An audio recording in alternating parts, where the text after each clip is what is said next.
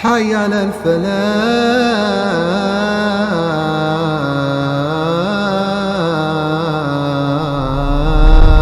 السلام عليكم ورحمة الله وبركاته.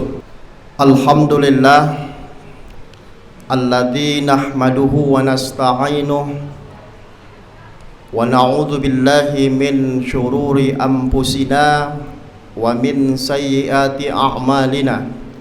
من يهد الله فلا مضل له ومن يضلله فلا هادي له. أشهد أن لا إله إلا الله وحده لا شريك له وأشهد أن محمدا عبده ورسوله الذي من لا نبي بعد أما بعد. اللهم صل وسلم على محمد وعلى آل محمد في العالمين إنك حميد مجيد. أيها الناس اتقوا الله حق تقاته ولا تموتن إلا وأنتم مسلمون. قال الله تعالى في القرآن الكريم: أعوذ بالله من الشيطان الرجيم. بسم الله الرحمن الرحيم. إن الله لا يغير ما بقوم حتى يغيروا ما بأنفسهم وإذا أراد الله بقوم سوءا فلا مرد له وما لهم من دونه من وال. صدق الله العظيم. Quran surah Ar-Ra'd atau surat yang ke-13 pada ayat ke-11. Ma'asyiral muslimin yang dimuliakan Allah, pada siang hari yang berbahagia ini, mari kita sama-sama mengucapkan syukur kepada Allah Subhanahu wa taala. Kita masih diberikan kesehatan, kesempatan untuk bisa mendatangi rumah ibadah kita yang amat mulia ini, yaitu di Masjid Taqwa Kampus Uma.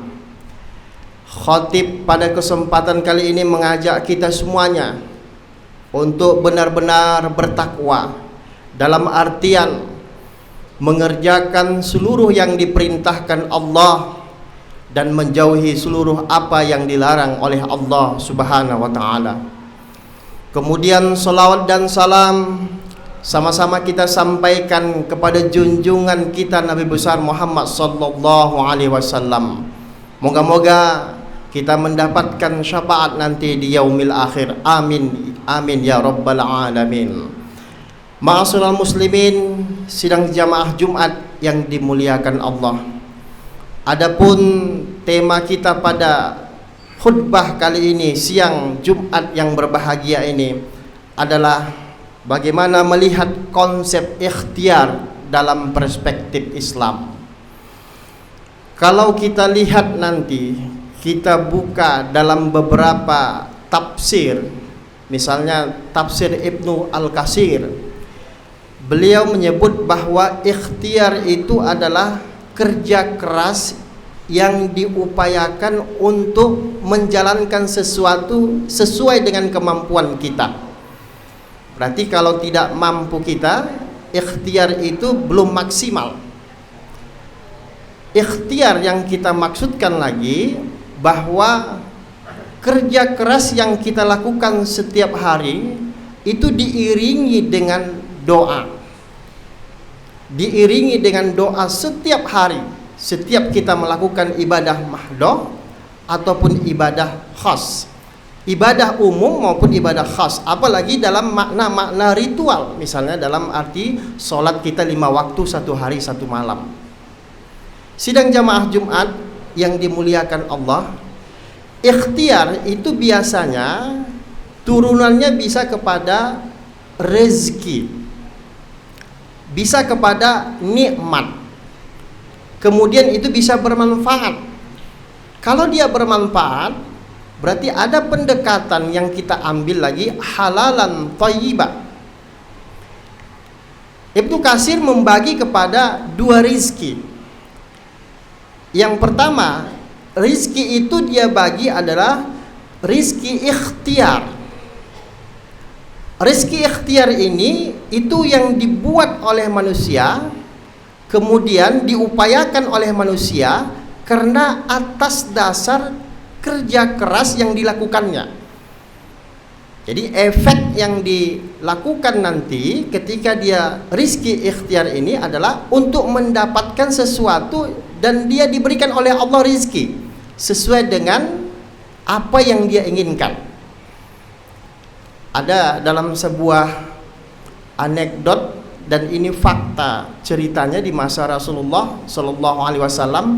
Ada sahabat Rasulullah, dia rajin melakukan infak walaupun dia rezekinya itu terbatas. Setiap harinya dia hanya kerjanya memintal kapas. Istrinya tinggal di rumah, memintal kapas. Kemudian setiap hari setelah dia memintal kapas itu, hasil kapas yang dia ambil dari petani-petani itu dia jual ke pajak, ke pasar terdekat. Setiap hari dia lakukan itu, setiap hari dilakukan, bahkan bertahun-tahun dia kerjanya. Hasilnya setiap hari dapat rezeki, kemudian pulang tempat untuk makan, besok harus dicari lagi. Dalam sebuah riwayat bahwa bapak yang mengumpulkan kapas ini setiap hari hanya mendapatkan untung 1 dirham. Jadi kalau kita ambil merupiahkannya, 1 dirham itu sekitar 3.800 sampai 3.900 1 dirham. Inilah hasil untung yang dia dapatkan setiap harinya dari hasil penjualan kapas tadi itu. Kemudian setiap harinya dari 1 dirham keuntungan itu, setengah dirham dia infakkan kepada fakir miskin, kepada orang yang membutuhkan setiap hari. Tapi setiap hari juga tidak ada, belum balasnya, efeknya belum ada.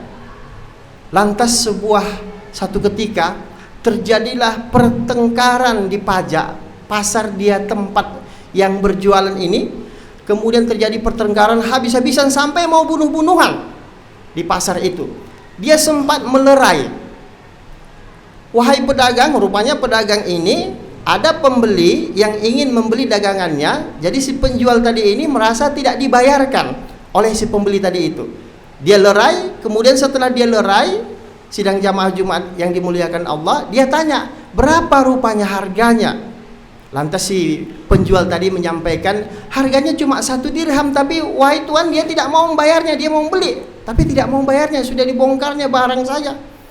Akhirnya si penjual kapas tadi menyampaikan, biar saya ganti.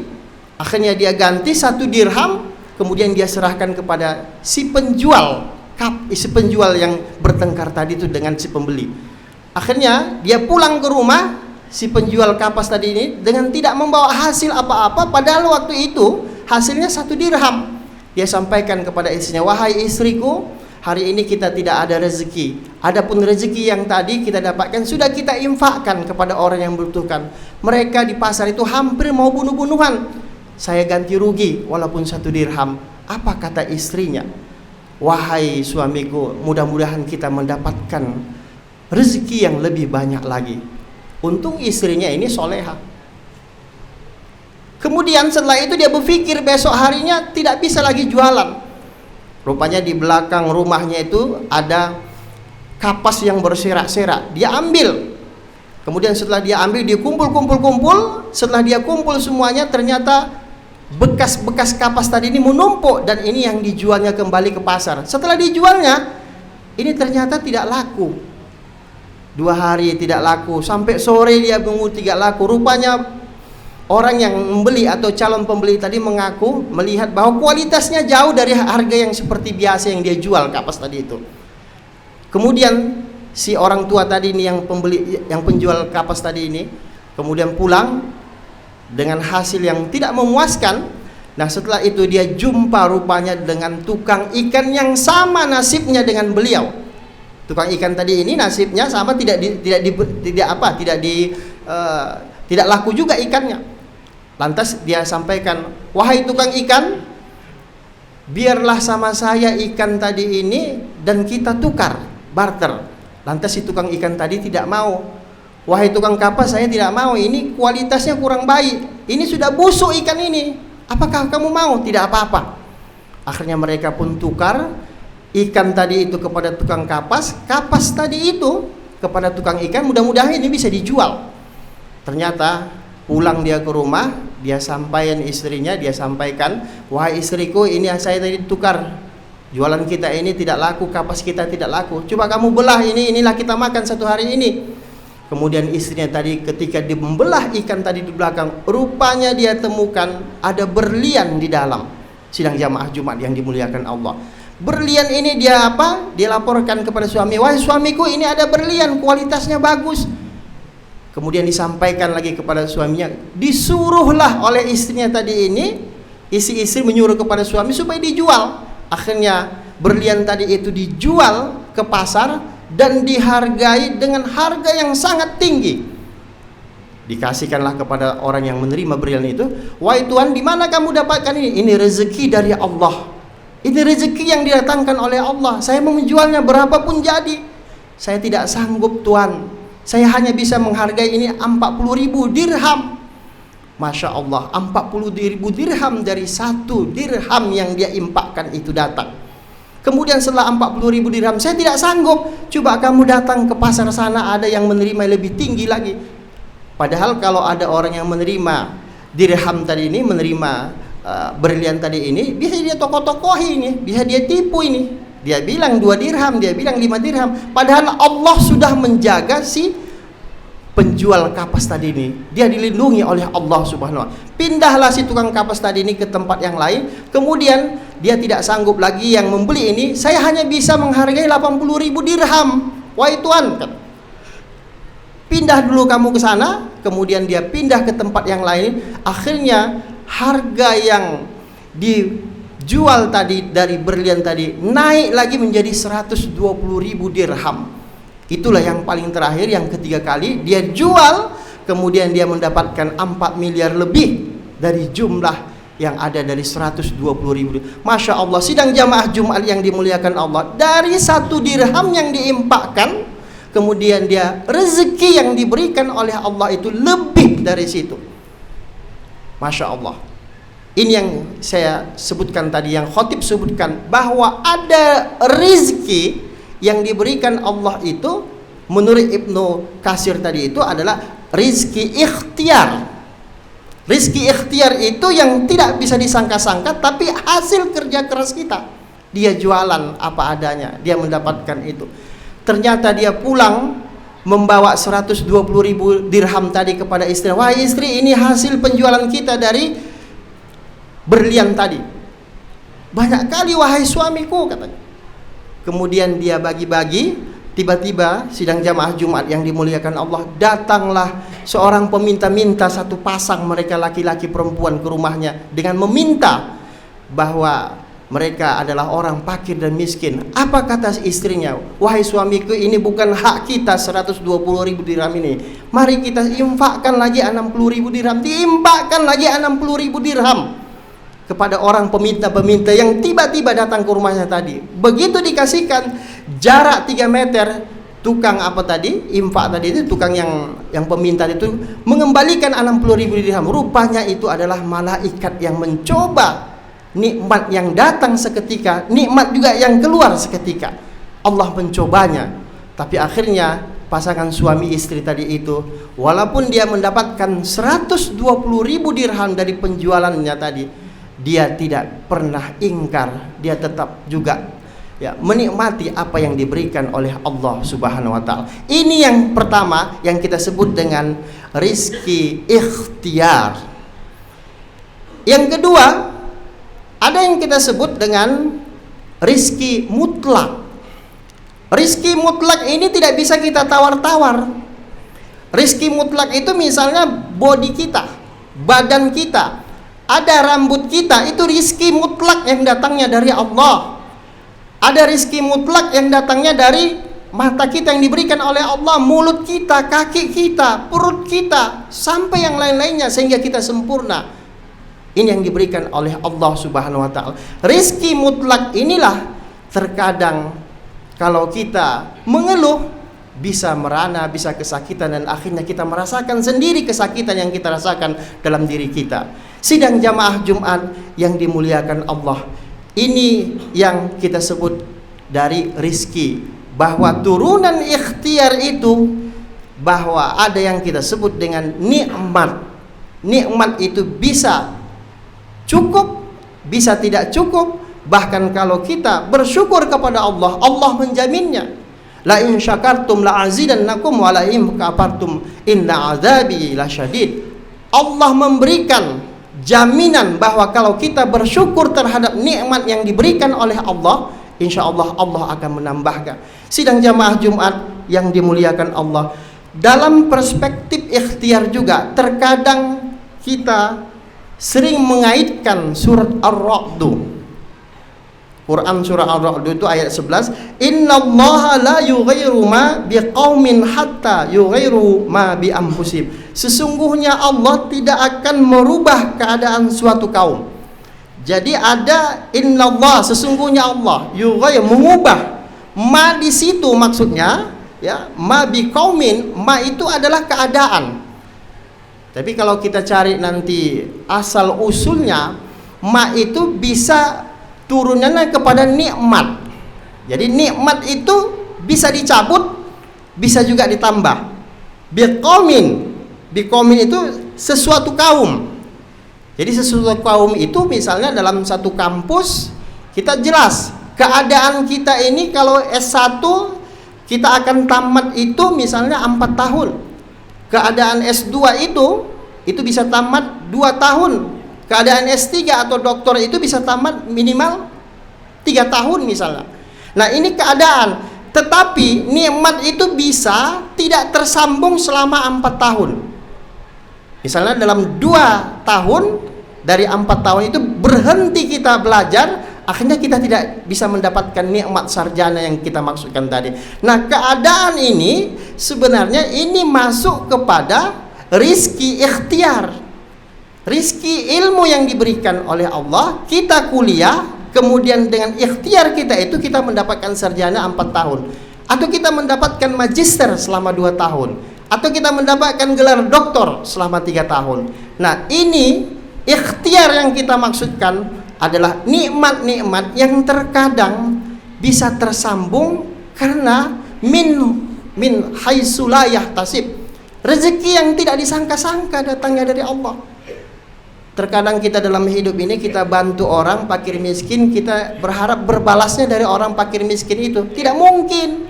Mungkin Allah membuka pintu rezeki dari tempat yang lain. Mungkin orang yang kita bantu itu menyakiti kita, menghancurkan kita, tapi sesungguhnya Allah akan mengingatkan kepada kita bahwa kita sedang diuji dan Allah akan membuka pintu rezeki dari tempat-tempat yang lain. Fa'tabiru ya ulil absar.